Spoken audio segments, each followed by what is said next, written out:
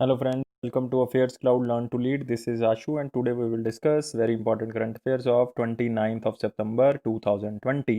बहुत important current affair discuss करने वाले हैं जिसमें से दो पिक्चर्स आप यहाँ पे देख सकते हो और आज हम 6 से 7 क्वेश्चन बहुत ही इंपॉर्टेंट जो है वो डिस्कस करने वाले हैं और क्वेश्चंस के साथ हम लिख देते हैं कि वेरी इंपॉर्टेंट क्वेश्चन और दी मोस्ट इंपॉर्टेंट क्वेश्चन कौन सा है। तो वीडियो के बिल्कुल लास्ट तक जो है वो बने रहें और सारी न्यूज़ को जो है वो देखोगे तो आपको सुनने से ही जो है वो याद हो जाएंगी। लेकिन एक दो चीज़ें मैं डिस्कस करूंगा आपके साथ कि हमारे अफेयर्स क्लाउड की जो सब्सक्रिप्शन जो है वो आप बहुत ही मिनिमल प्राइस पे बाय कर सकते हो। इसमें आपको क्या मिलेगा, आपको डेली करंट अफेयर्स मिलेंगे, वीकली पीडीएफ मिलेगी, आपको वीकली टेस्ट मिलेगा जिससे आप अपने आप को इवेल्युएट कर सकते हो और मंथली पीडीएफ्स आपको मिलेंगी।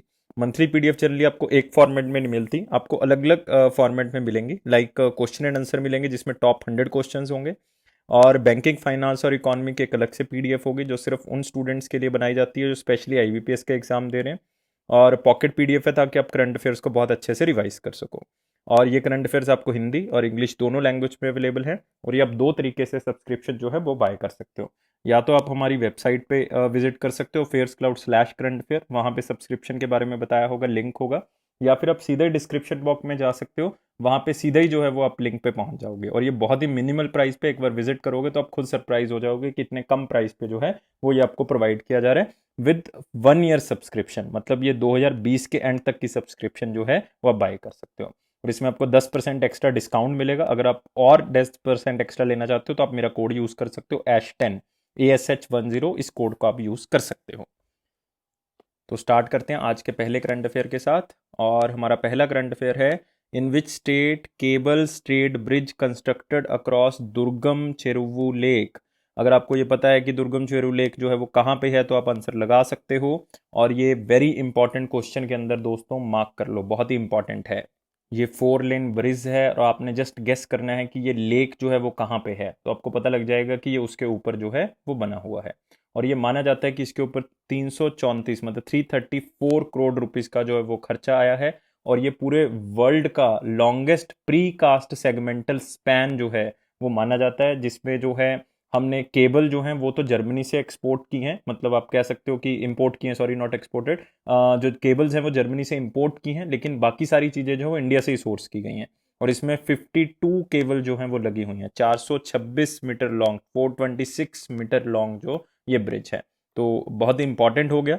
और ये दिखने में कैसा है ये भी मैं बता दिखा देता हूँ। लेकिन तेलंगाना स्टेट में जो है इसको क्या किया गया है, इसको इनॉग्रेट किया गया, वहाँ पे कंस्ट्रक्ट किया गया है। तो आप देख सकते हो यहाँ पे दुर्गम चवेरू ऐसा ये ब्रिज जो है वो दिखता है। ऐसे 52 केबल्स लगी हुई है जो हमने जर्मनी से क्या की हैं, इंपोर्ट की हैं। बाकी सारी चीज़ें जो है वो इंडिया से ही सोर्स की हैं। और आपने याद रखना है कि कौन सी जगह को ये अटैच करता है, केबल स्टेट ब्रिज अक्रॉस दुर्गम चवेरू लेक एट माधोपुर।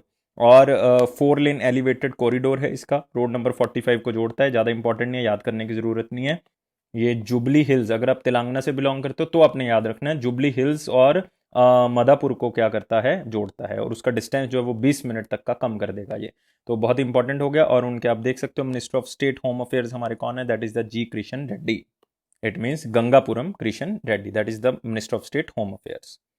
अगले क्वेश्चन की तरफ आते हैं, who inaugurate destination north east 2020 festival. बहुत ही इंपॉर्टेंट है, नॉर्थ ईस्टर्न फेस्टिवल है। इसमें देखो एक क्वेश्चन मैं आपको बहुत ही इंपॉर्टेंट बताता हूँ अलग तरीके का। कई बार पूछ सकते हैं कि ये कितनी स्टेट्स में मनाया जाता है, तो आप लिख दोगे फटाफट कि नॉर्थ ईस्टर्न स्टेट तो सर 7 हैं और तो 7 स्टेट्स में मनाया जाता है। ऐसा नहीं है, ये सिक्किम में भी मनाया जाता है और सिक्किम आपको पता है नॉर्थ ईस्टर्न स्टेट्स का पार्ट नहीं है, लेकिन ये 8 स्टेट्स में मनाया जाता है, इस बात को याद रखना है।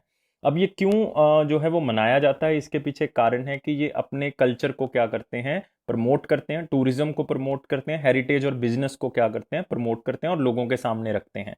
और वैसे भी नॉर्थ ईस्टर्न जो है बहुत ही ब्यूटीफुल डेस्टिनेशन है, इसलिए इसका थीम भी जो है वो क्या रखा गया है, द एमर्जिंग डिलाइटफुल डेस्टिनेशन, ये इसका थीम जो है वो रखा गया है। और नॉर्थ ईस्टर्न स्टेट्स की एक काउंसिल भी होती है। नॉर्थ ईस्टर्न स्टेट की जो काउंसिल है उसके चेयरमैन कौन है, उसके चेयरमैन है होम मिनिस्टर। हमेशा ही उसके चेयरमैन कौन होते हैं, होम मिनिस्टर। और होम मिनिस्टर हमारे अमित शाह जी, तो इनॉग्रेट भी किसने किया है, अमित शाह जी ने। तो याद रखना है ये फेस्टिवल 27 सितंबर से लेकर 30 सितंबर मतलब 4 दिन जो है वो मनाया जाएगा। और अमित शाह जी ने इसको इनॉग्रेट किया है। याद रखना 8 स्टेट्स में मनाया जाता है। थीम क्या है, द एमर्जिंग डिलाइटफुल डेस्टिनेशन। और ये इंपॉर्टेंट क्वेश्चन, आप इसको इंपॉर्टेंट के अंदर मार्क कर लियो, only in the important section. Next देखो, India announced a grant assistance of $15 million, मतलब ऑलमोस्ट 110 करोड़ रुपए जो वो दे रहा है ताकि बुद्धिस्ट टाइज को उस कंट्री के साथ प्रमोट किया जा सके। ये बुद्धिस्ट लिंक आज से नहीं बने हुए उस कंट्री के साथ, ये बने हुए हैं मौर्य टाइम पीरियड पे, जब अशोक क्या कर रहे थे, रूल कर रहे थे। क्योंकि अशोक को बुद्धिज्म में कन्वर्ट कर दिया था उपगुप्त ने।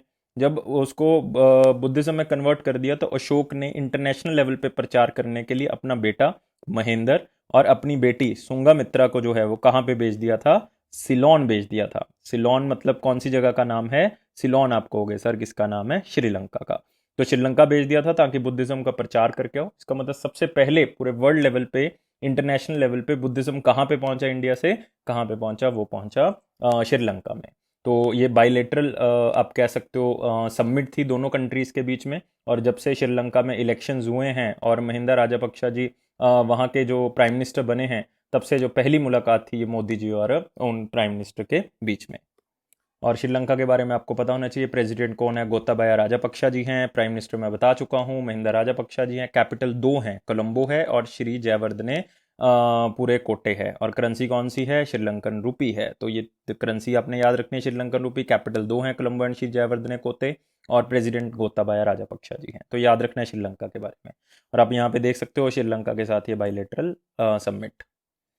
Next is maritime union of India has collaborated with which organization to assist seafarers. तो कोविड-19 के कारण काफ़ी सी फेयरर जो हैं वो अपने परिवार को नहीं मिल पाए हैं और वहीं पे शिप्स के ऊपर ही जो हैं वो अटक गए हैं और वापस नहीं जा पाए हैं। तो फैमिलीज जो हैं वो डिस्ट्रेस में हैं, खुद सी फेयरर्स जो हैं वो डिस्ट्रेस में हैं, जिसके कारण जो है वो उनको मोटिवेट किया जा सके, उनकी काउंसलिंग की जा सके, फैमिली मेम्बर्स की काउंसलिंग की जा सके, उनको हर तरह की सहायता जो है वो दी जा सके। तो इसके लिए जो है ये टाई अप या ये जो प्लान है वो किसने किया है, ये प्लान जो है वो किया है यूनाइटेड नेशन की तरफ से। किसकी तरफ से, यूनाइटेड नेशन की तरफ से। तो बी आंसर सही होगा, ए नहीं लगाना, यूनाइटेड नेशन आंसर है इसका। और यूनाइटेड नेशन की एक ऑर्गेनाइजेशन IMO, बेसिकली उसमें इसका बहुत बड़ा योगदान है, क्योंकि ये जो टीम है सी फेरर्स की बनाई हुई, seafarers crisis action team, सी जिसको कहते हैं CSCAT, that is the seafarers crisis action team. इसको इसीलिए जो है वो इस्टेब्लिश किया गया था ताकि सी फेरर्स के जो केसेस हैं किसी भी तरह के, उनको रिजॉल्व किया जा सके। और ये किसने बनाया था, IMO ने। और फ्रेंड्स इसमें मोस्ट इंपॉर्टेंट क्वेश्चन क्या है IMO का, कि IMO का हेडक्वार्टर कहाँ पे है। IMO का हेडक्वार्टर कहाँ पे है, लंदन में है। याद रखना है IMO का हेडक्वार्टर कहाँ पे है, लंदन में है। ज़्यादातर बच्चे लगा के आते हैं जिनेवा, क्योंकि आई से स्टार्ट होता है ओ पे खत्म होता है, बट ये गलत है, एक्सेप्शंस इज ऑलवेज देयर। तो इसलिए आंसर क्या आएगा, लंदन आएगा। और यूनाइटेड नेशन ऐसा सी फेरर्स के लिए कर रहा है कि उनको हर तरह की प्रॉब्लम से छुटकारा जो है वो दिलाया जा सके कोविड-19 के प्रोग्राम के दौरान। याद रखना है इसको। तो आप देख सकते हो IMO and MUI, that is the maritime union of India, seafarers के लिए जो है वो ये काम कर रही है। नेक्स्ट आते हैं, which countries with India's issue of common interest under quadrilateral security framework. तो अब देखो, एक कॉमन इंटरेस्ट शेयर किया है चार कंट्रीज ने। क्वाड्रिलेटरल बेसिकली क्या है, चार कंट्रीज का ग्रुप है। मैंने पहले भी करंट अफेयर्स में आपको बताया है। ये चार कंट्रीज कौन सी हैं ये आपने मुझे बताना है, क्योंकि सिर्फ इतना ही याद रखना है बस, क्वाड के अंदर चार कंट्रीज कौन सी हैं। अगर ये भी याद कर लिया, ये भी बहुत इंपॉर्टेंट है, इसलिए वेरी इंपॉर्टेंट क्वेश्चन मैंने इसी के कारण लिखा है। और ये चार कंट्रीज ने क्यों टाई अप किया है, ताकि जो इंडियन ओशन रीजन है उसमें चाइना की इन्फ्लुएंस को क्या किया जा सके, कम किया जा सके। और ये चार कंट्रीज कौन सी हैं, ये हैं US, जापान, ऑस्ट्रेलिया और इंडिया। इसी को ग्रुप को क्या कहते हैं, दैट इज क्वाड्रिलेटरल। याद रखना है, US, Japan, Australia and India. Map में देख सकते हो बहुत ही इजीली, ये क्वाड्रिलेटरल बनेगा इस तरह से। इस तरह से क्या बनता है, ये क्वाड्रिलेटरल। ये है आपके पास ऑस्ट्रेलिया, ये आपके पास बेसिकली क्या है, दैट इज द USA। ये अलास्का है बेसिकली, अगर आप देखोगे ये भी USA का ही पार्ट है। ये जापान है यहाँ पे, ये इंडिया है। और ये रेड कलर में आप देख रहे हो चाइना। तो इस एरिया में चाइना की इन्फ्लुएंस कम हो सके, इसीलिए क्वाड्रिलेटरल ग्रुप बनाया गया है, आप कह सकते हो। इसलिए इसका नाम क्या रखा है, क्वाड्रिलेटरल सिक्योरिटी डायलॉग। तो US, जापान और ऑस्ट्रेलिया के बीच में हुआ है, तो याद रखना है ये। नेक्स्ट आते हैं, Lebanon prime minister Mohammed Adib जो है वो, उन्होंने क्या कर दिया, रिजाइन कर दिया। तो याद रखना है ये क्यों इंपॉर्टेंट है क्वेश्चन, क्यों इसको मैंने वेरी इंपॉर्टेंट क्वेश्चन के अंदर जो है वो मार्क किया है, इसके पीछे एक कारण है। क्योंकि ये जो प्राइम मिनिस्टर है अभी अगस्त में जो है वो क्या हुए थे, सिलेक्ट हुए थे, लेकिन इन्होंने जो है वो क्या कर दिया, रिजाइन कर दिया, क्योंकि सरकार नहीं बन पाई, मतलब नेगोशिएशंस नहीं चल पाई, इवन एक महीना भी नहीं हुआ।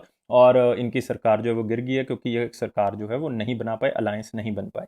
तो इसीलिए जो बहुत इंपॉर्टेंट है, और एम आर आदिब का मतलब है basically that is the Mustafa Adib, not Mohammed Adib, that is the Mustafa Adib. याद रखना है, इंपॉर्टेंट इसलिए क्योंकि अभी बने थे, अभी रिजाइन कर दिया, इसलिए बहुत इंपॉर्टेंट है। और लेबनान के प्रेसिडेंट आपको पता है मिशेल आउन है, AOUN, मिशेल आउन। और capital, capital is very important Lebanon की, बेरूत है, BEIRUT, Beirut. And currency Lebanese pound है, क्या है, लेबनिस पाउंड। और नाम याद रखना है Mustafa Adib, Mustafa Adib. Above then, how much amount RBI will initiate positive pay system for checks from 1st Jan 2021? ये एक बहुत ही अच्छा सिस्टम, मोस्ट इंपॉर्टेंट क्वेश्चन के अंदर इसको भाई ऐड कर लो, ये बहुत इंपॉर्टेंट है। एक नया सिस्टम स्टार्ट करने जा रहा है आरबीआई 1 जैन 2021 से, और वो सिस्टम को नाम क्या दिया गया है, पॉजिटिव पे चेक। इसमें क्या होगा कि जब आपसे कोई बंदा चेक ले जाएगा तो आपको अपने बैंक के मोबाइल ऐप पे जाके क्या करना होगा, उस चेक के बारे में सारी इन्फॉर्मेशन देनी होगी कि किस अमाउंट से है, किसके लिए काटा गया है चेक, और आपको बताना होगा कि किस नाम से काटा गया है, और आपको डेट बतानी होगी। फिर जब वो बंदा चेक लेके जाएगा तो इसके साथ मैच किया जाएगा, मैच किया जाएगा तो फिर ही उसको क्या किया जाएगा, चेक दिया जाएगा। और ये कितने से ऊपर वाले सिस्टम से स्टार्ट किया जा रहा है, ये जो 50,000 से ऊपर ऊपर अमाउंट है उसके लिए इसको क्या किया जा रहा है, स्टार्ट किया जा रहा है, जो 50,000 से ऊपर ऊपर है। लेकिन ये कस्टमर के ऊपर है कि उन्होंने इस सिस्टम को अडॉप्ट करना है या नहीं, क्योंकि इसके ऊपर शायद कुछ ना कुछ मिनिमल चार्जेज जो वो सरकार सोच रही है कि आरबीआई सोच रहा है कि इसके ऊपर लगाए जा सकें, इसलिए इसको ऑप्शनल रखा गया है। लेकिन अगर अमाउंट 5 लाख से ऊपर है चेक की, देन इट इज कंपलसरी, तो भाई आपको ये पे पॉजिटिव पे चेक सिस्टम करना ही पड़ेगा। लेकिन अगर 50,000 से 5 लाख के बीच में है तब ऐसा करने की जरूरत नहीं है, ये आपकी ऑप्शनल, आप कर भी सकते हो, नहीं भी कर सकते। लेकिन 5 लाख के ऊपर इट इज मैंडेटरी कि आपको ये करना पड़ेगा। कौन सी डेट से स्टार्ट हो रहा है, 1 जनवरी 2021 से। मोस्ट इंपॉर्टेंट क्वेश्चन है, आपको इंटरव्यू में पूछा जा सकता है, और आपको जो है वो मेंस एग्जामिनेशन में पूछा जा सकता है। याद रखना है इस क्वेश्चन को, IBPS वाले स्टूडेंट इसको नोट कर ले मेरी बात को। नेक्स्ट आते हैं, विच स्टेट लॉन्च मुख्यमंत्री किसान Kalyan Yojana on the line of PM किसान। देखो आपको PM किसान के बारे में पता है कि 6,000 रुपये हर साल मिलते हैं, 2-2 हज़ार की 3 इंस्टॉलमेंट के थ्रू वो आपको दिए जाते हैं। तो हर साल 6,000 रुपये किसानों को दिए जाएंगे, खास करके जो वो किसान जो आप कह सकते हो कि रूरल एरिया से जुड़े हुए हैं और जिनके पास आमदनी जो है वो बहुत कम है। लेकिन मुख्यमंत्री किसान कल्याण योजना एक स्टेट गवर्नमेंट ने स्टार्ट की है। वो कहते PM किसान की तरह ही हम 6 तो नहीं, हम 4,000 रुपये देंगे, 2 इंस्टॉलमेंट में देंगे, 2-2 हज़ार करके। मतलब वो किसान जो स्टेट से बिलोंग करेगा उसको एक साल में कितने रुपए मिल जाएंगे, 10,000 रुपये जो हैं वो मिल जाएंगे।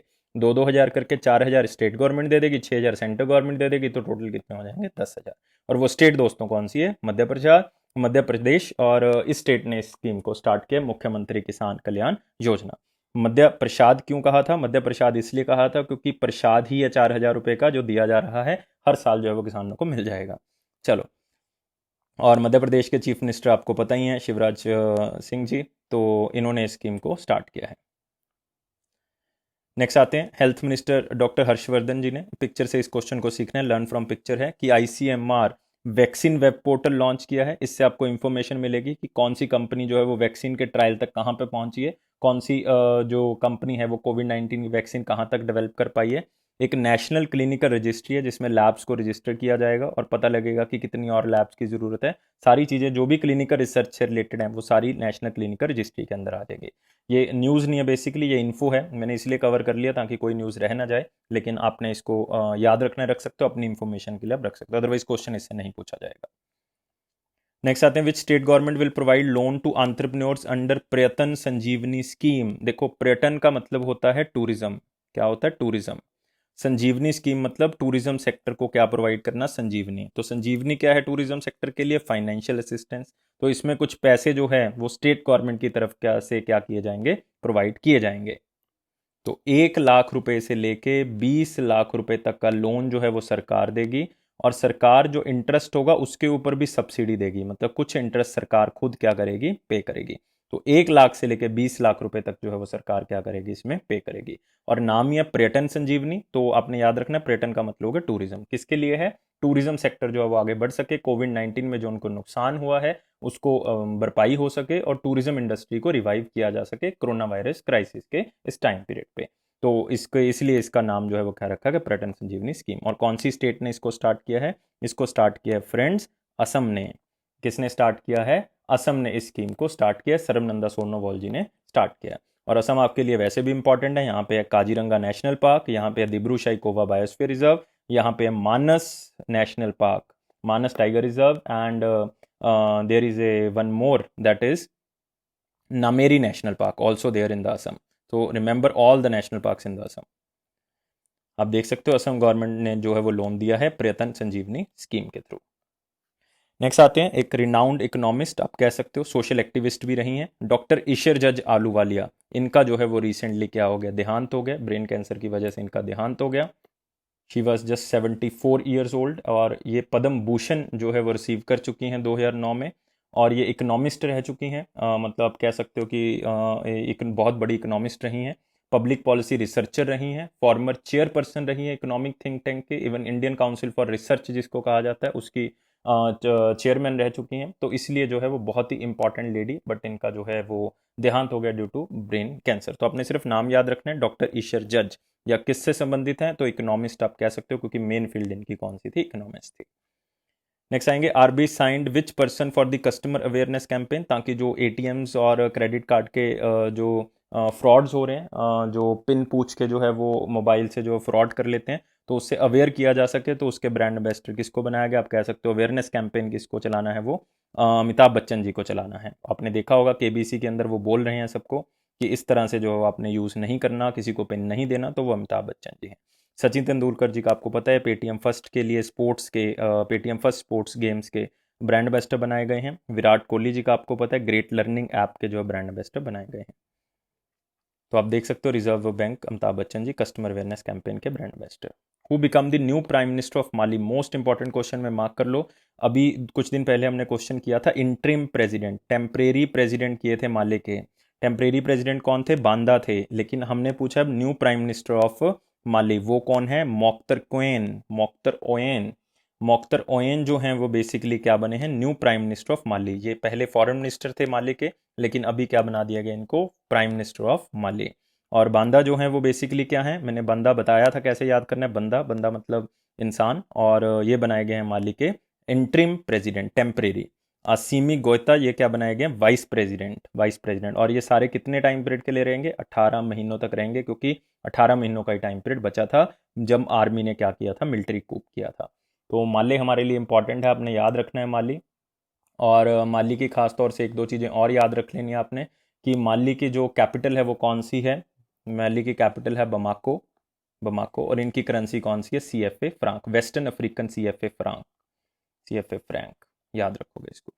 और देख सकते हो इनकी इमेज, मोख्तार ओयन, इनको अपॉइंट किया गया माली का प्राइम मिनिस्टर। मोख्तार से याद रखना है, PM से याद रखना है, कई बार बांदा और उसमें कंफ्यूजन हो जाती है, PM से याद रखोगे। Which Indian cricketer become the brand ambassador of N3।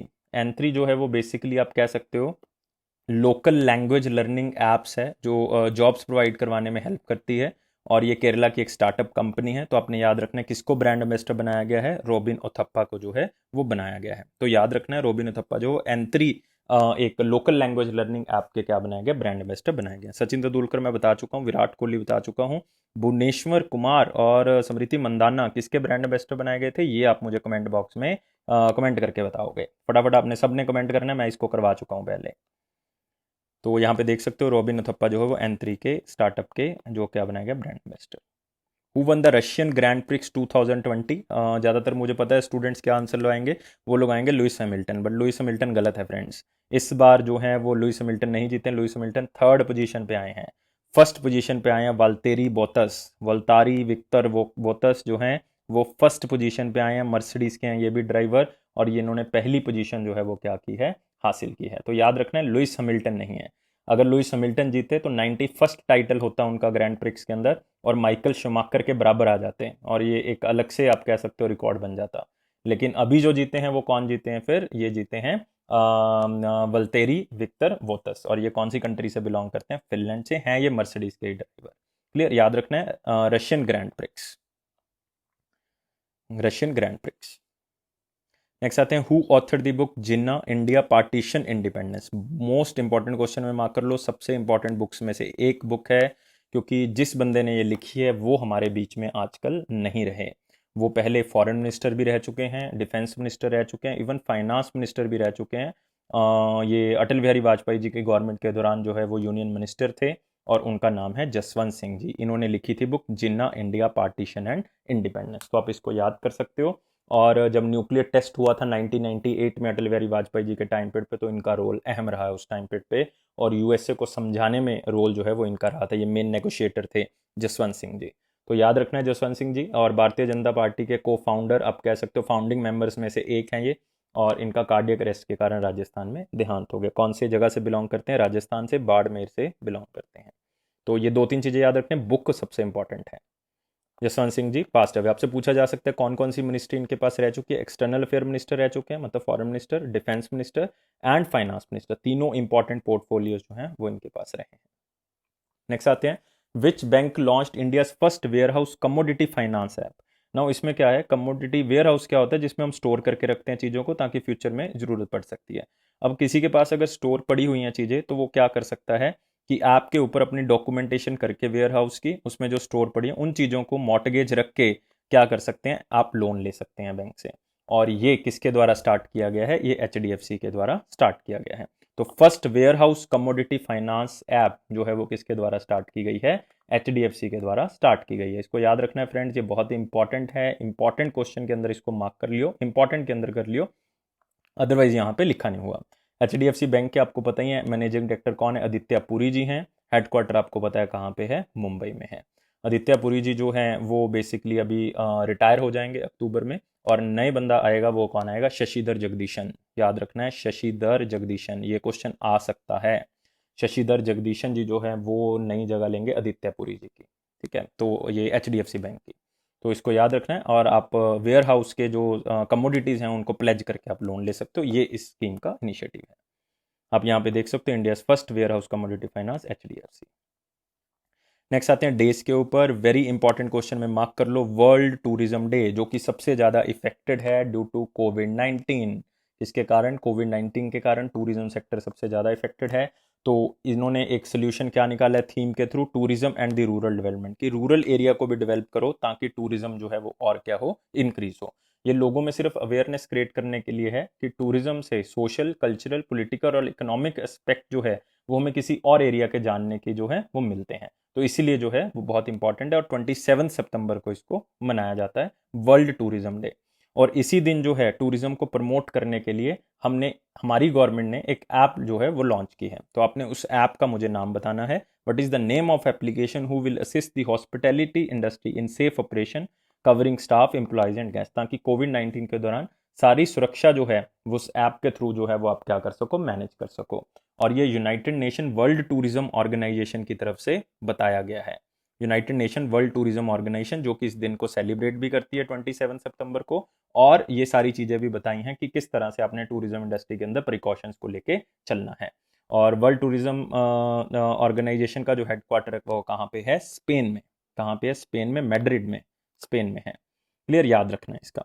और ऐप कौन सी लॉन्च की है? साथी ऐप जो है वो क्या की गई है? लॉन्च की गई है। साथी का मतलब है that is system for assessment, awareness, training for hospitality industry, ताकि कोविड-19 के दौरान स्टाफ को ट्रेनिंग प्रोवाइड कर सके कि किस तरह से आपने ध्यान रखना है।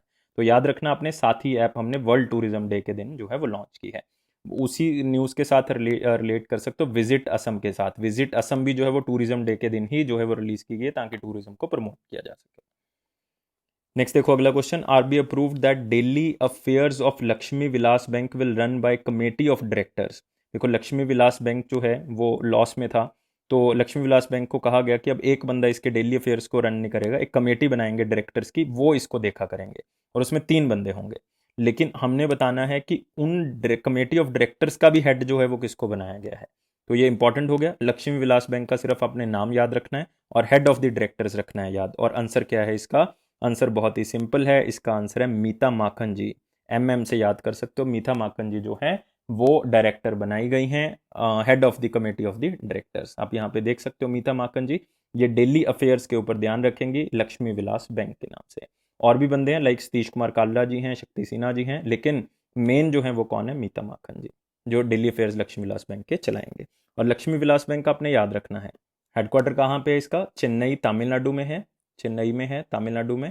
और टैगलाइन क्या है? The changing face of prosperity, the changing face of prosperity, याद रखोगे आप इसको।